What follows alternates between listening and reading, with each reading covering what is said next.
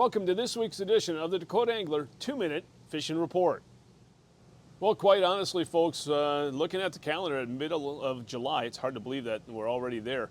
The fishing is quite good. Typically, in this time of year, we start to slow things down, start getting into the dog days of summer. But honestly, a lot of really nice walleyes being caught around the area this past week. And let's just keep it going as we head into the latter part of July. As far as the fishing report is concerned, up in the northeastern part of the state, the lakes that produce walleye included Bitter. A lot of people have gone there and had quite a bit of luck. A lot of 14, 15, 16-inch fish. So again, a lot of action going on up at Bitter right now, as well as Wabe.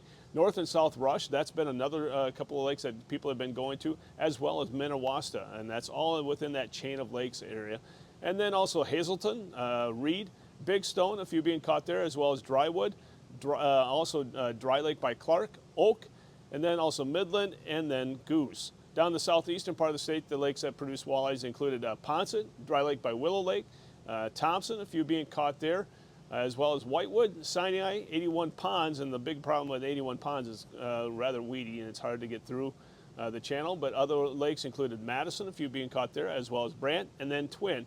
And again, Twin is the trophy lake, and it is also still weedy, but you can get on the north side, and that's where the best bite seems to be. The Missouri River continues to do quite well.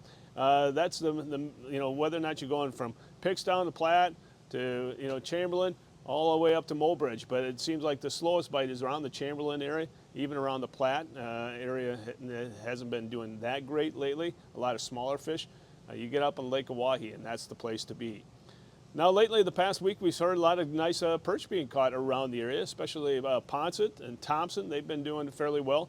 A few being caught at Whitewood, and then also Dry Lake by Willow Lake, as well as Clark, and then Pickerel and Big Stone. And what guys have been doing to catch those perch, nothing really special. Small pieces of crawler or even small minnows underneath the bobber. Now, as far as the walleye bite is concerned, a lot of people have been snap jigging to catch those larger walleyes, and that's what we're going to talk about in Todd's Tackle Tips.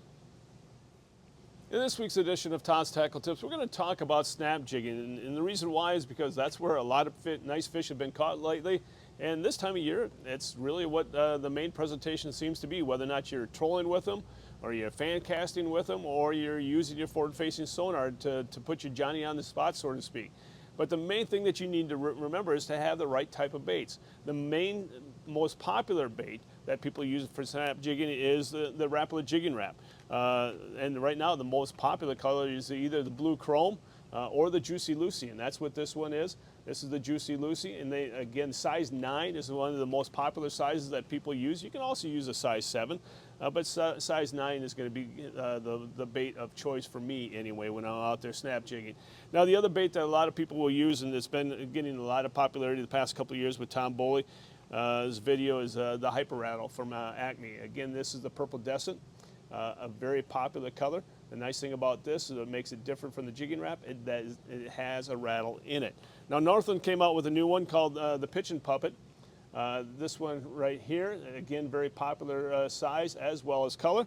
And then the other one that we sell, and we sell quite a few of them, is the Acme Moonshine Shiver Lure, otherwise known as the Shiver Minnow. And again, what is unique about this is the shape has a little bit more of an arc to it. And the orange or any bright color or even the glow colors have worked quite well. So that's the main thing to have, is you need to have one of these baits. And in this next video, we'll show you how easy it is to use them and catch a fish.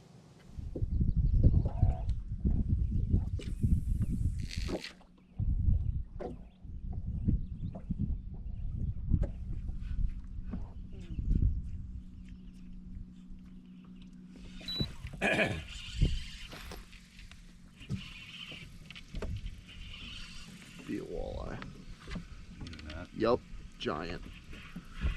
Oh God! Here we go. Here we go. You ready?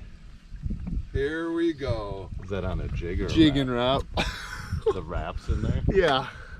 You want the mouth spreader? No, I just need a pliers. Oh my goodness. There you go. You pull. There it is. Oh my gosh. Oh.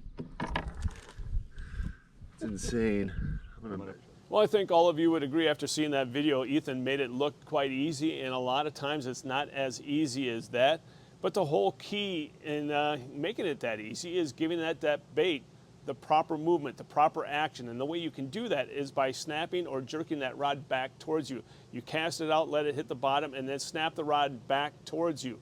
If you're trolling, what you want to do is let the lure hit the bottom, then snap it towards the front of the boat as you're moving along, and then let it come back. And that's usually when the strike will occur, when the bait is starting to descend back to the bottom.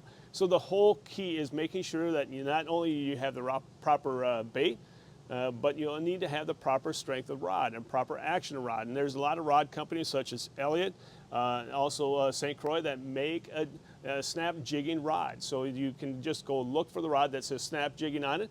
Or if you don't want to, look at those two, you can look at other rods that are typically, let's say 6.8 to 7.2, 7.4, but medium action, fast action tip. Those are the ones that we recommend for snap jigging.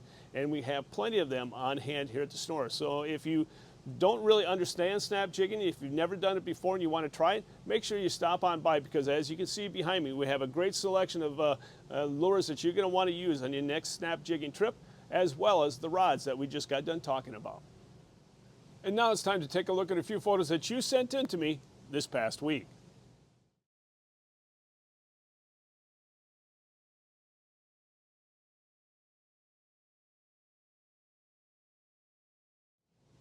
And remember, folks, if you'd like your photo included in next week's version of the 2-Minute Fishing Report, all you have to do is send it to me, and you can do that by sending it to Todd at DakotaAngler.com. Before we end this week's report, I want to remind you of our ongoing photo contest that we have taking place for the month of July as well as August. Through our partnership with Beal Distributing, that if you take a photo with any fish with bush light in the photo, send that photo to me, and then whoever has the nicest photo or the funniest photo or whatever, we'll give you a free 30-pack of bush light from Beal Distributing, as well as some swag. So again, if you catch a fish and you are a bush light drinker, take a photo of that bush light with that fish, and maybe it can make you a winner. Folks, if you have any questions whatsoever, don't hesitate to give us a call at 605-336-9132, and be sure to check out our store on the web at DakotaAngler.com. Well, folks, that's this week's version of the 2-Minute Fishing Report. For Dakota Angler, I'm the owner, Todd Heitkamp, and as we say around here, fish on! We'll see you next week. Thanks for watching. I greatly appreciate it. And always stay healthy and stay safe.